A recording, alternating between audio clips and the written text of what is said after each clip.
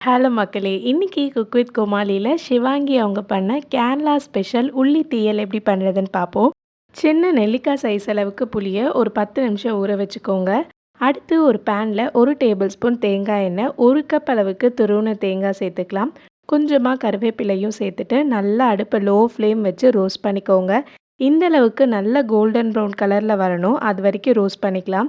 அடுத்து இது கூட 1 டேபிள் ஸ்பூன் மிளகாய்த்தூள், 1/4 டேபிள் ஸ்பூன் மல்லித்தூள், இந்த குழம்புக்கு தேவையான அளவுக்கு உப்பும் சேர்த்து இதை அரைச்சிக்கலாம். அரைக்கும்போது தண்ணி சேர்க்காம இந்த தேங்காயில் இருக்க எண்ணெய்லாம் பிரிஞ்சு வர வரைக்கும் இதை நல்லா ஒரு 2 நிமிஷம் போல் அரைச்சி எடுத்துக்கோங்க.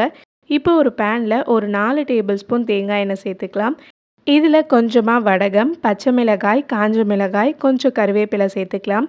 சின்ன வெங்காயம் 1 கப் அளவுக்கு சேர்த்துருக்கேன். வெங்காயம் நல்லா கோல்டன் கலரில் மாற வரைக்கும் இதை வதக்கிக்கலாம். இப்போ நம்ம ஊற வச்சுருந்த அந்த புளி, கொஞ்சம் மஞ்சத்தூள் அண்ட் நம்ம அரைச்ச தேங்காய் பேஸ்ட்டு 1 கப் அளவுக்கு தண்ணி விட்டு இது ஒரு 20 நிமிஷம் கொதிக்க விட்டிங்கன்னா மேலே இந்த மாதிரி எண்ணெய்லாம் நல்லா பிரிஞ்சு வரும். அவ்வளோதான், நல்லா சுட சுட சாதம் வச்சு இந்த உள்ளி தீயலோடு சாப்பிட்டிங்கன்னா செம்மையாக இருக்கும். ட்ரை பண்ணிவிட்டு சொல்லுங்கள். பாய் பாய்.